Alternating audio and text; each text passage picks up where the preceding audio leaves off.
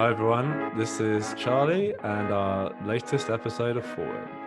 So as you can see, it's just me here today, no Chrissy. So hopefully you can stick with me through the whole podcast. And hopefully everyone's doing all right. I mean, it's some crazy times. So I think still haven't got my head around of how what's happening. But I guess, work just has to go on, and we're still getting questions from our clients, and we're still seeing people communicate in different communities in the marketing operations world. So work's still happening. We still need to get things done.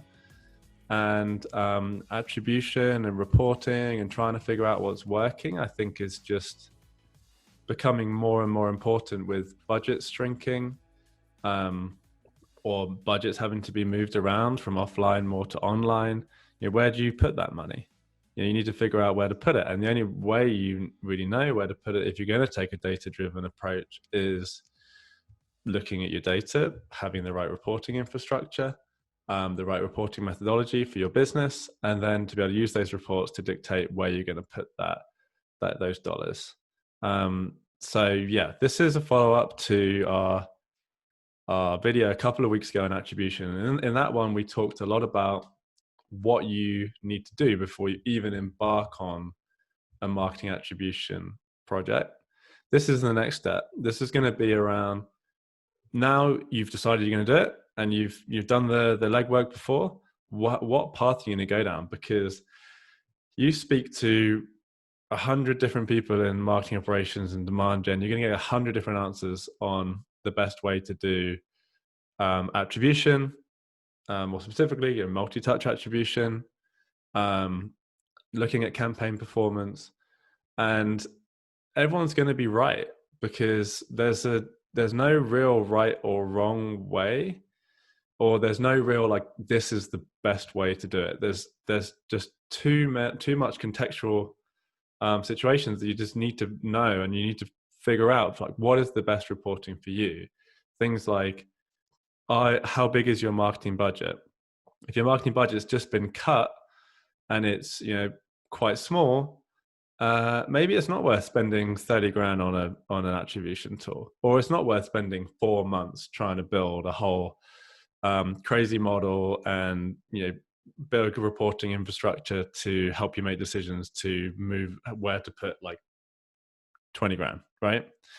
So we really need to figure out first what you need, and then once you know what you need, or what you need today, because your needs might change, what is the best method to satisfy that need? So that's where I think this video is going to be helpful. We're going to talk about I'm going to talk about, still to use the saying we on Forward. I'm going to talk about 6 different methods that we see consistently across. I would say these are probably some of the most common. I'm not going to go into third-party BI tools. This is all reporting that you're going to be able to build within Salesforce, using your marketing automation platform. I'm going to talk a lot about Marketo in this, but it is relatively platform agnostic, although I think I probably do kind of lean towards the Marketo side. I will lean towards the Marketo side in this. But yeah, it's going to be 6 different ways, pros and cons, different things you need to think about, and hopefully help you make that decision on how you're going to either improve what you've got, level up from what you've got, or just start from scratch. So hopefully this is useful, and we'll just get into it. So let me share my screen, because we wrote a whole blog on this. So if you go to cs2marketing.com, you'll see this blog. So that's a good place to go. I'll put a lot bit more color into the blog and explain things in a bit more detail than maybe we've got in here. But this is a good place to go for a reminder after this video to really, help you decide what to do. So just to present the problem right now, and I think where a lot of people get tripped up is what we call the where what problem. specifically with online engagements. Um, with an online engagement, you have where they came from. So that would be whether they came from, a paid LinkedIn ad, or they came from organic search, or they came from, organic social like Twitter. And then there's what they did. So that could be they fill out a form to download an ebook, they fill out a form to request a demo, start a trial, whatever it is. There is always the where they came from and the what they did. With offline engagements, it's a little bit more simple because typically those two things are kind of combined. The data is coming, the person is coming to an event, and then you're maybe uploading that list into your database, or you're getting content syndication data, and that's coming through the API, and it's just that is just the source of the data. So with online engagements, where you have this where what problem, in the past, a lot of people they would be stamping the sources. We got this lead from the what they did. So we got this lead from a white paper. As people started to ramp up their spend on paid Google AdWords and paid social, then the question started to come up, like, why I want to know where these people are coming from, because that's actually where a lot of our budget's going, as opposed to what they did. And then in the kind of relatively typical Marketo or marketing automation setup, you're going to be tracking, specifically in Marketo, a program to the what they did. So you're going to have a program for the ebook, you're going to have a program for the trial, and then that's going to be synced to your Salesforce campaign for the same, for the same thing. And instead of Salesforce, you look at the person, they did a trial, right? But you're not tracking the where they came from in that. And then it's just a fundamental problem with how, Marketo, I'm going to talk mostly about Marketo in this one, is set up. So for you to be able to track the where they came from with multi-touch, when you're talking just about lead source, it's a little bit easier. You're trying to just get one touch. You can just stamp, where they came from, what they did onto the lead. But when you're trying to talk multi-touch and you're looking at campaigns and programs, there's nowhere in that program that you can say where they came from in that trial program. But I'm going to go through some ways to really kind of work around that and really get that where what sorted out in one easy to report on place. But also at the same time, go through just the typical reporting options that are going to help companies figure out what is working, what is not working, where should I put my budget, where should I put my effort, where should I put my resources, how can I track success, how can I demonstrate the ROI on this program or channel, and all the different ways and pros and cons on that. So let's get started. So the first one is just lead source reporting. You got to start somewhere. This is pretty easy. I would say most people listening to this have got this set up already in some form. Where there is often a little bit of work that needs to be done for a lot of companies. It's just around the data cleanliness of tracking lead source, but then also the where what problem. So a lot of times in the lead source field specifically, you'll be tracking the what they did and not where they came from. But really, now I see a lot more people wanting to track the where they came from in the lead source. So this is typical setting up your lead source tracking. Maybe have a source detail, most recent fields for that, and then make sure that any source of data that you're getting, whether it's through form fills into Marketo, leads coming into Salesforce, leads coming through your API into Marketo, list imports from events, you have got all of that nailed down, and how all of your lead source fields, whether it's lead source detail, the most recent fields, are all being updated with the right data, and it's all standardized, and you've got the correct data in there. So the pros of this is it's really easy to set up. Like I said, most people have got this set up in some form already. Maybe you just need to tidy it up. the next one is that you're able to report on. So I'm going to start annotating this as well. So here, a lot of you guys said this already. The next one, you're able to report on first touch and last touch and at key milestones. So you'll be updating the most recent lead source, the most recent lead source detail. There can be other more versions of that. You can have like a lead source program, a lead source campaign, etc. And they would be updated every single time there is an engagement. So you've got, and then you stamp the original version of that onto the first touch. So you've got the first thing they did and then the last thing they did. Then you can use the last thing they did to then stamp major milestones. So maybe you want an MQL source, you want to know what did they do just before the MQL. So when the MQL, you stamp the latest touch information onto that MQL source fields. So you've got major milestones covered, first and last. Obviously, this isn't true multi-touch reporting. This is, there's going to be a ton of middle touch points. As everyone knows, it's not a surprise. There's a lot of touch points that need to happen before, really you're going to be handing over to sales, or an opportunity is created, or you've won that business. So you're missing out on a ton of those touch points. Then the attribution. So when you're looking at the attribution, when you're mapping that to your opportunity, you're just giving a singular thing credit. So you're looking at the lead source on the up. Maybe that is either the most recent or the last, depending on how you have it set up to map that over to the lead source field.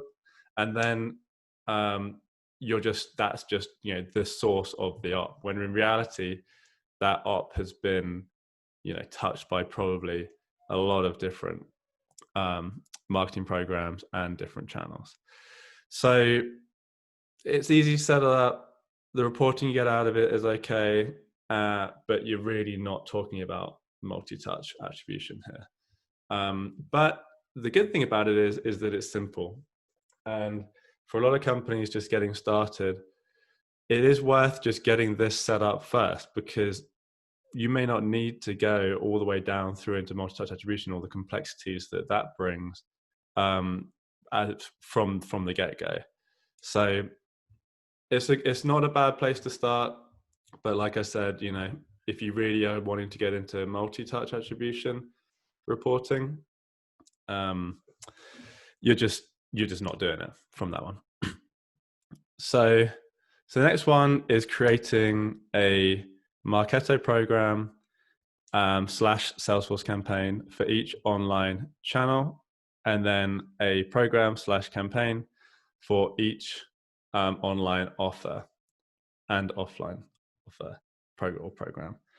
So this is getting closer to multi-touch, but it does have a few limitations. So the way this works is you would have like you probably already have already, all of your what they did programs, like this really cool white paper on your website.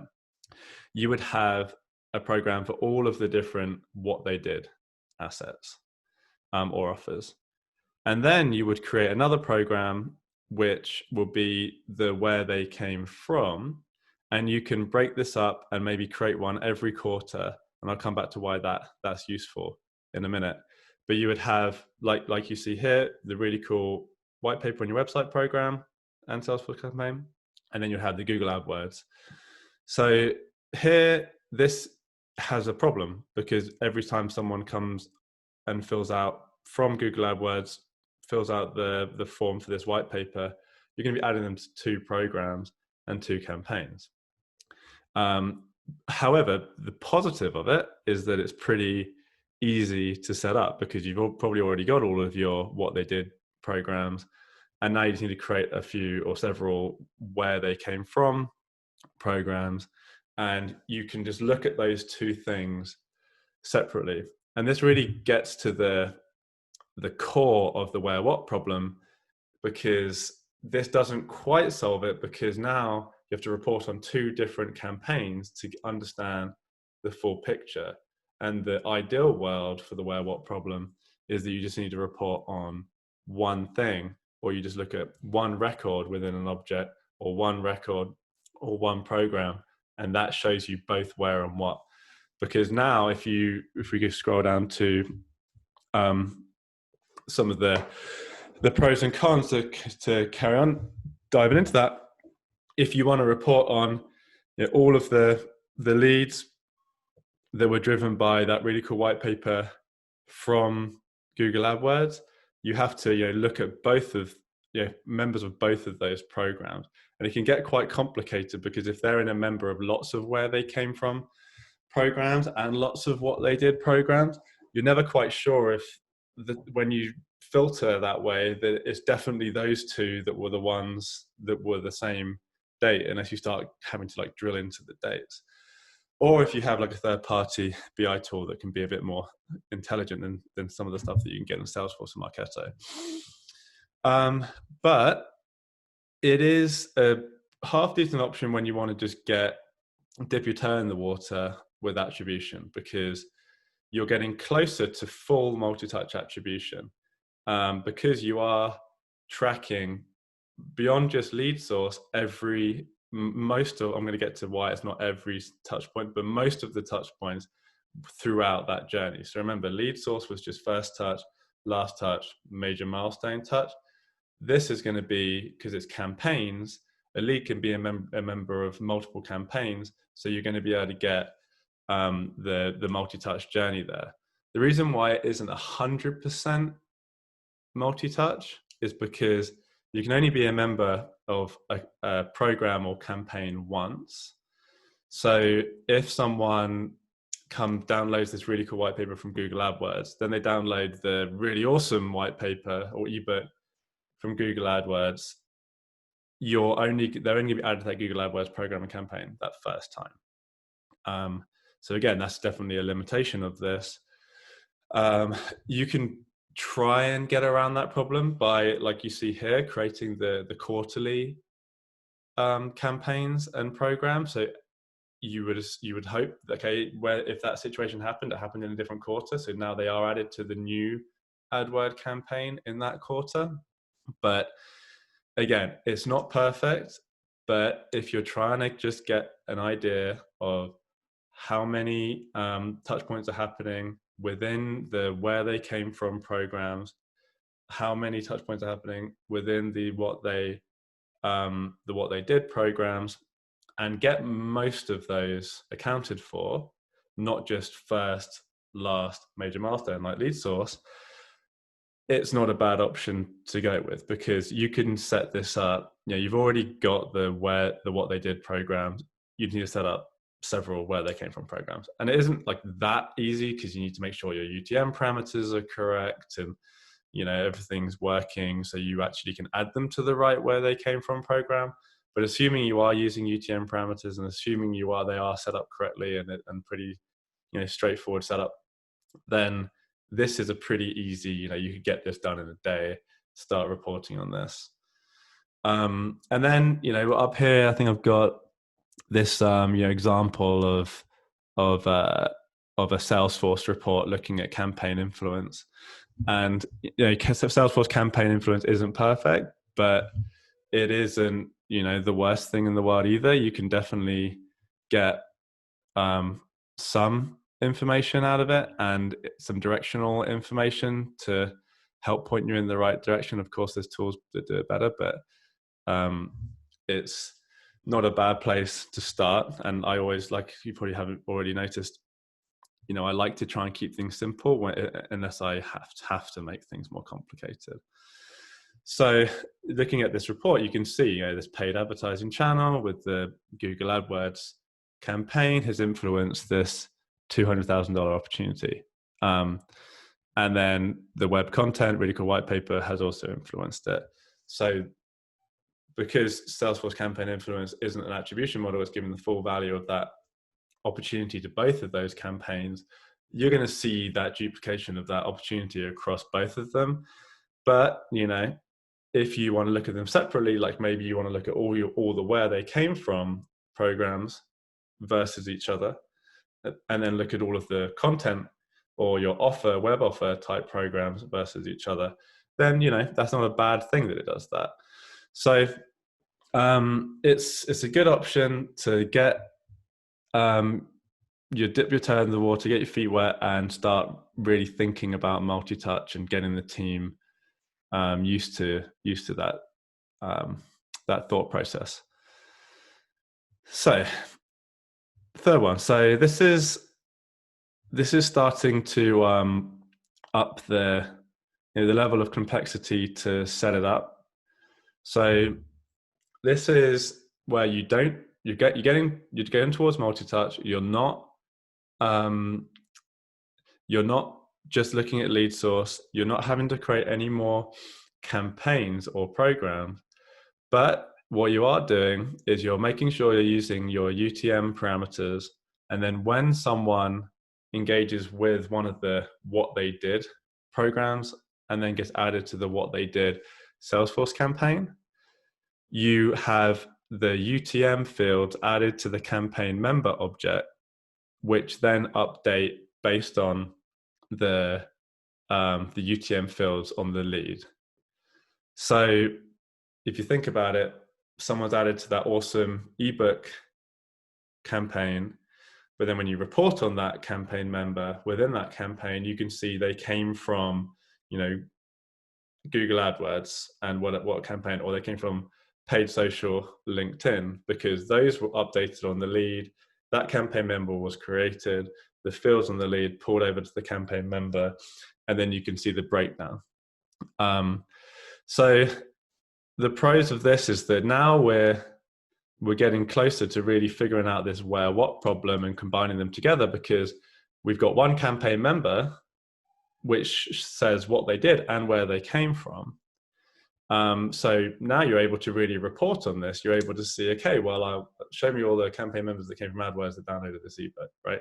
And you're actually going to see that because those two data, the where what is within one record. And the only con, I mean, it takes a little bit of setting up.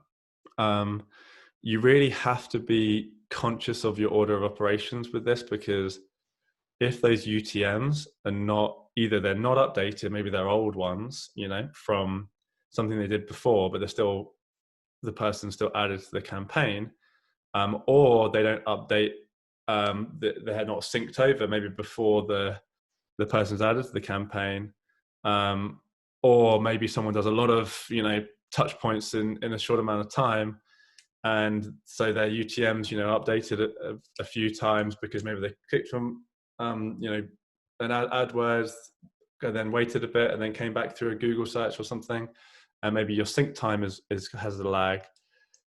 You're totally reliant on what the UTMs are at the time that campaign member is created, so they need to be right. Otherwise, your data is going to be completely wrong.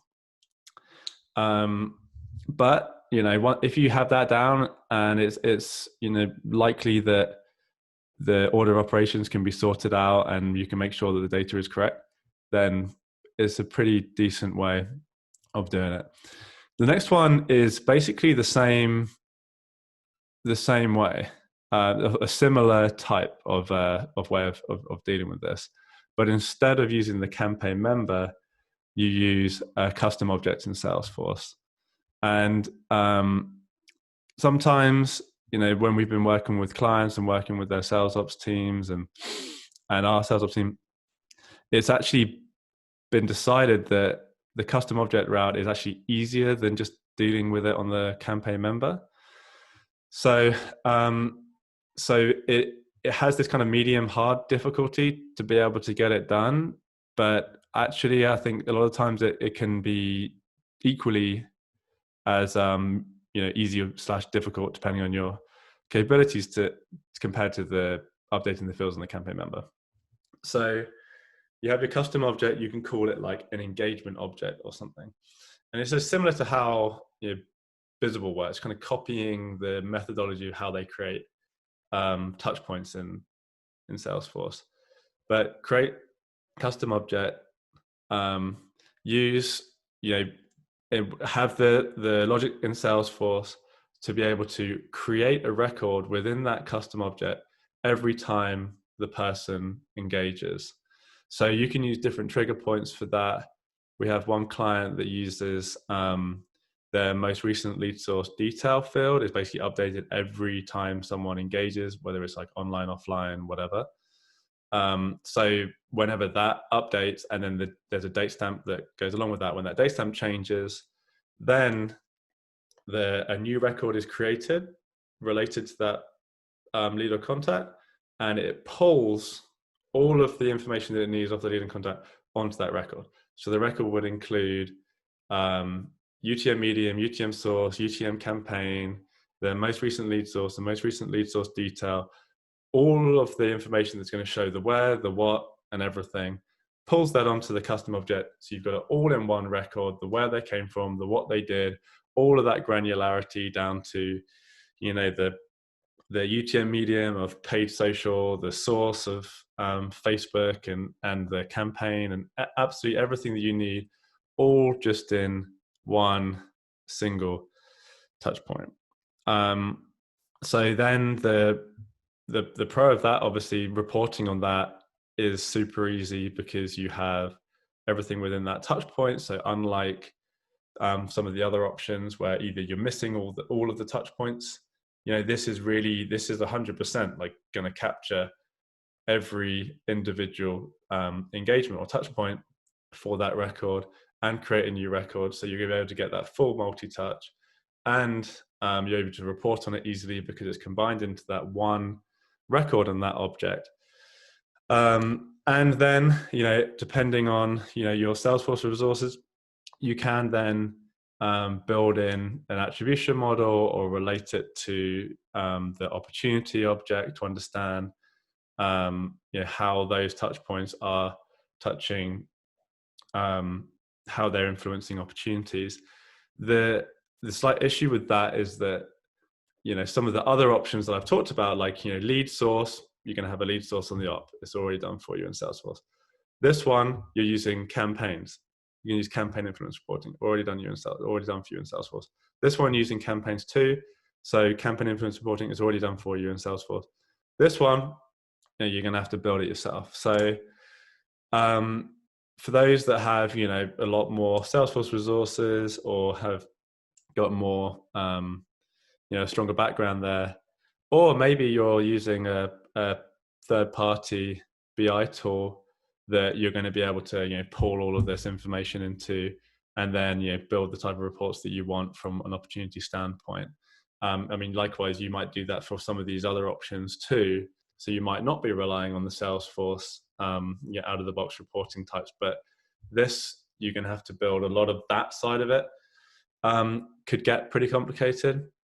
But if you have the right resources on hand, you can do it. And it solves a lot of the problems, like I mentioned, with some of the other options that I talked about before. So again, so back to kind of medium difficulty. I've got Bizzle in here, but it's not the only tool out there. But I think in the world that we live in as CS2, most of our clients, if they are using another tool for this, they are using Bizzle. So, I just put this one in here. So Bizzle is kind of like the option that I talked about before. It creates its own custom objects. There's the Bizzle touchpoint, the attribution touchpoint. It has the JavaScript on your website, so it automatically tracks the where they came from and the what they did, and then creates that in a singular record within those two custom objects, and then associates that to opportunities, has all its clever attribution models, W-shaped model. You can build your custom model, and it's pretty, there's a lot of intricacies and like things with data that you have to fix kind of to make Bizzle perfect, because like anything, it's only as good as the data you put into it. But in terms of collecting and creating touch points, it's pretty easy just to get it going, especially for online, because you just add the JavaScript and Bizzle just can tell where they came from and what they did, and creates a touch point. For your other campaigns, for your offline stuff, you need to think through when to create touch points and things like that. But It isn't, the most difficult tool to implement. I would say the first couple of phases, when you're really trying to, rinse everything out of it and make your data perfect, there can be a lot of crazy things you got to think about, but it's not too difficult to get going. And this is probably, in my experience, it is the most complete way to be able to track every single touch point and tie that to opportunities and attribution.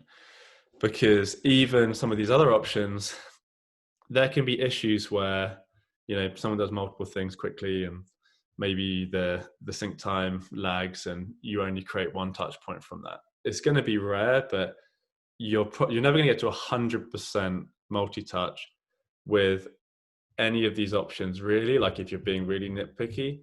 But with Visible, you're getting there. So I'm a fan. Obviously it's not free. So you have to make sure that you're going to use the data. Like I've definitely seen companies buy Visible, spend a lot of time implementing it, trying to make it perfect in ops, but then the rest of the company just not even bother using it. So sits there, looks good. Occasionally we bring up a report, but you're not getting a return on that investment, because ideally, if you're going to spend a few $10,000, $30,000-$40,000 or so on a tool like Visible, you want to be making better decisions with that data, which is going to be improving the ROI across all of your channels, so you get that money back. That's the idea of it, right? We want to be able to use data to make better decisions and do better marketing and understand what's working, what isn't working, so we can optimize our spend. And if we optimize our spend, then it's worth it. We've got a better ROI, and that's worth the cost of Visible. But if you're not actually using the data for that kind of stuff, maybe you need to really get the team to think in that mindset before you implement it. Don't go too crazy first, start simple, and then get the team to really tell you why it's not meeting all of their needs. Because once people can articulate what is missing from their current solution, then they're going to appreciate and better what you need to implement to solve their problems. But sometimes they think they have all of these needs. You give them the best in breed, best solution, and then they're just like, cool, thanks, and just walk away. So kind of put a little bit of the onus and the stress on them to really, or whoever's, a lot of asking for this reporting or is going to be making these, decisions on where they place their budget, and show them maybe what you've got already before going too crazy and investing.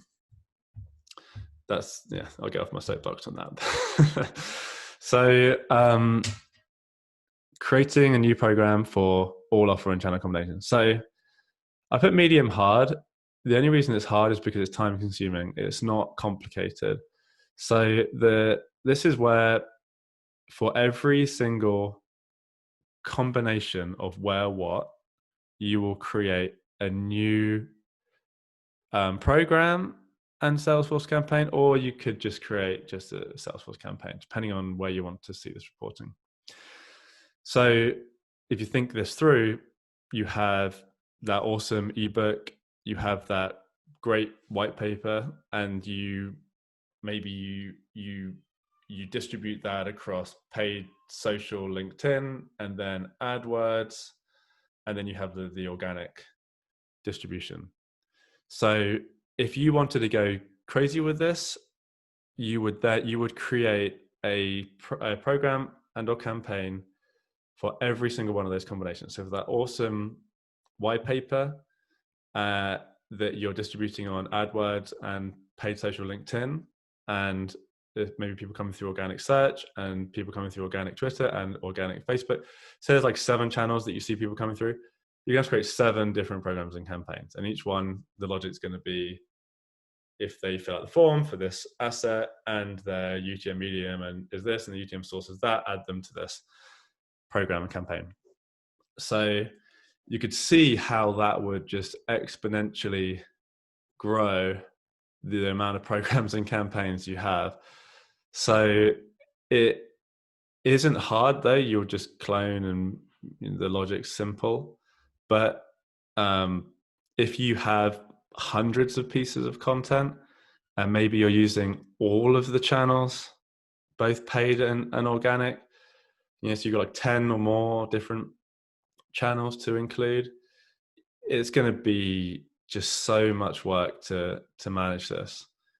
But the reporting you get out of it is pretty good because you know the combination, you can easily report on the where, what. You can use Salesforce campaign influence reporting or whatever third-party BI tool you have. You're not missing any touch points because you don't have the problem of being added to a campaign multiple times. I guess someone could come through AdWords for that white paper multiple times, but do you really care if they download that from the same channel 3 times? So the reporting is good, but we generally try to steer people away from this because we don't believe it can scale. And sometimes we do, if a client does want to go down this path, we do support it, and then in some of those cases we try and scale back the amount of combination campaigns we need. So we'll just say, okay, well, which are the channels that are you promoting this, your content on the most? Do we really need a campaign for organic Twitter, for this ebook, when maybe you can do one post on that? It's just, let's just scale it back. Maybe you just do a lot of AdWords and you do a lot of paid LinkedIn. So let's just create those 2 combination channels. And then we'll have the other one, which is kind of the everything else campaign. It's not perfect. You then come into some of the issues that we talked about and some of the other options, but it gets you the ability to focus in on the where, what combination for the channels that really are important. And then for the others, it's not going to be, as multi-touch, as multi-touch complete compared to a couple of the other options here, but not a bad option. So I think I went over my 15 minutes, but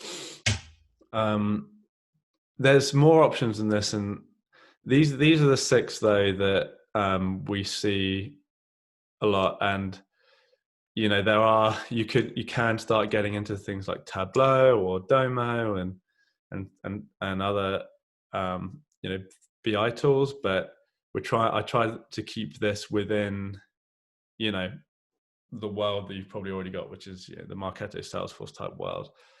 Obviously we did include Visible, but it's just some options without you having to spend a ton of money and resources to get a very extensive setup.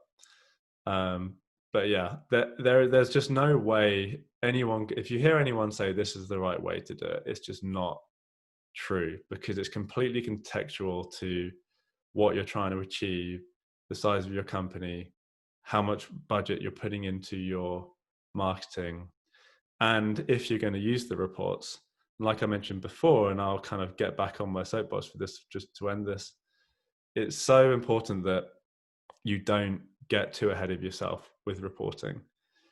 It's in ops, obviously we're with data and reporting, and it's like kind of like part of our remit, and we think that we have to have the most extensive, complicated setup possible, or maybe we don't, but the rest of the team does because they saw a webinar on it. But in reality, how much you really going to use this data?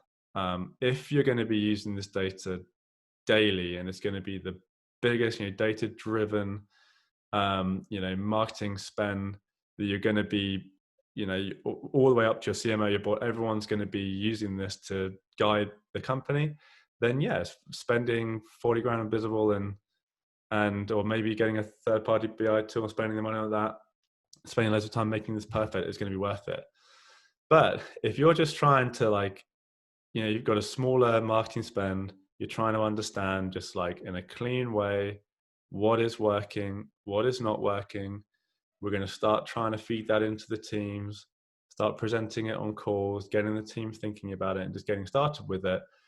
Start small, start simple, and then wait until people have problems with it, or wait until you have problems with it. You might start being like, oh, I've got the lead source set up, but now people are starting to get really annoyed they're not seeing multi-touch. So then you're like, oh, okay, now I need to look at some of these multi-touch options.